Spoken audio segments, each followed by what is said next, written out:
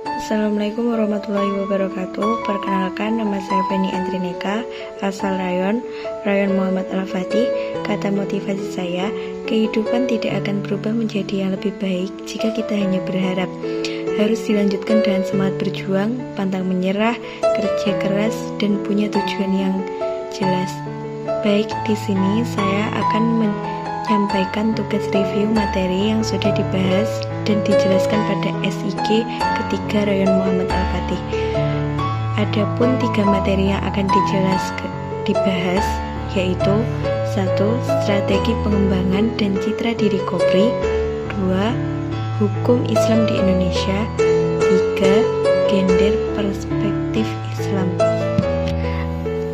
Langsung saja, saya akan menjelaskan materi yang pertama, yaitu strategi pengembangan dan citra diri Kopri. Kedalaman penerapan pengembangan dari ketiga itu harus berurutan. Adapun metode pengembangan diri yaitu observasi, refleksi, bacaan penonton, kunjungan atau ikatan, mencari umpan balik, mencari tantangan jika individu tidak dapat yakin dengan kemampuannya. Kopri berdiri pada Kongres ketiga PMII pada tanggal 7 sampai 11 Februari 1967 di Jawa Timur, tepatnya di Malang. Kemudian di dalam bentuk Departemen Keputrian yang berkedudukan di Surabaya, Jawa Timur pada 29 September 2003, Kopri berdiri kembali karena semakin tajam semangat kader perempuan PMII di Bogor pada tanggal 26 sampai 31 Mei 2005 menjadi perbedaan kebutuhan, maka terjadi voting atas status Kopri dengan suara terbanyak menyatakan Kopri adalah otonomi sekaligus memilih ketua umum PB secara langsung, sehingga terpilihlah dalam Kongres Sahabati Maryam Soleh. Panca normal Kopri yaitu emansipasi etika wanita, muslim, watak PMII putri dalam kesatuan dan totalitas berorganisasi, berpartisipasi PMII putri terhadap event-event organisasi, partisipasi PMII putri terhadap kegiatan masyarakat. Adapun musuh yaitu kapitalisme, imperialisme, religius, patriarki. Tujuan Kopri mewujudkan peningkatan pemahaman dan kesadaran terhadap keadilan gender dan segala aspek kehidupan, menggali dan mengembangkan konsep pemitraan, kesejahteraan, dan keadilan gender dalam perspektif Islam dan dalam Al-Quran dan hadis, membuat jaringan kerjasama sebagai instansi berkeadilan berlandaskan kesetaraan dan menjunjung tinggi nilai-nilai kemanusiaan. Sedangkan misi Kopri adalah ideologi nilai keadilan gender dan mengkonsolidasikan gerakan perempuan di PMII untuk membangun masyarakat yang berkeadilan gender. Yang kedua, hukum Islam di Indonesia.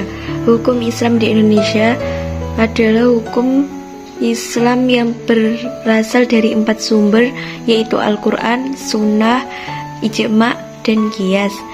Format hukum Islam yang mengutamakan diberlakukannya syariat Islam secara kafah dalam perkembangan saat masih bermunculan format hukum Islam yang diusung oleh kelompok masyarakat Indonesia yang tergabung dalam Hizbut Tahrir Indonesia atau yang dikenal dengan HTI,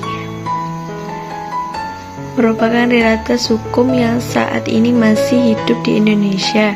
Kelompok lain yang hampir sama tujuan yaitu antara lain Majelis Mujahidin Indonesia atau FPI, Laskar Jihad, dan Jamaah Ansharut Tauhid.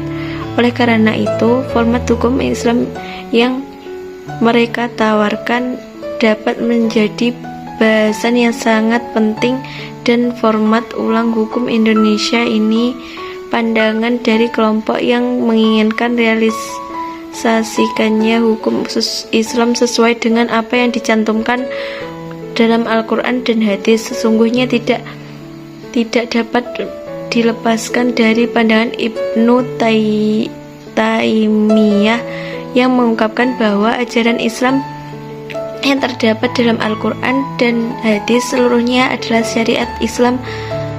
Muhammad Ibnu Abdul Wahab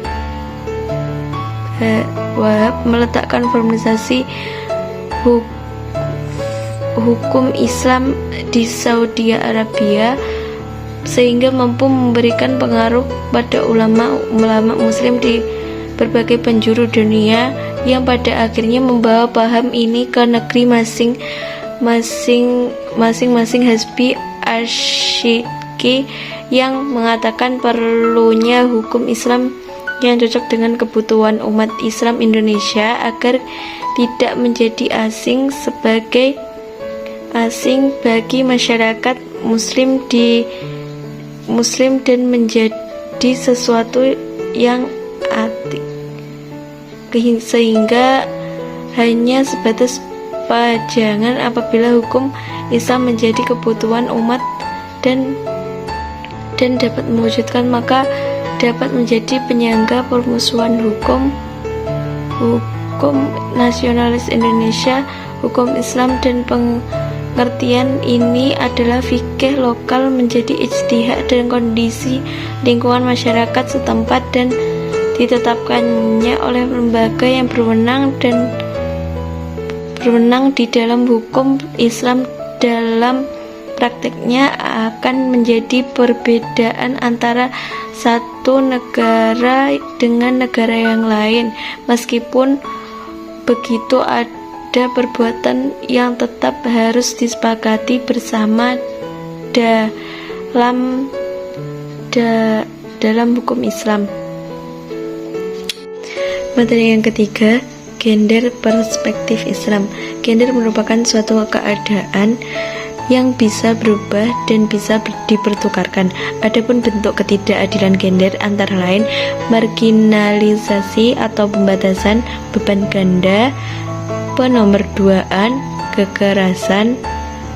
Dalam pengembangannya gender berlandaskan Al-Quran dan Al-Hadis. Dalam memahami hadis juga harus secara kontekstual dan inkontekstual mengenai ayat-ayat yang menerangkan tentang gender, yaitu pada zaman dahulu bayi perempuan dikubur hidup-hidup karena dianggap memalukan jika melahirkan bayi perempuan.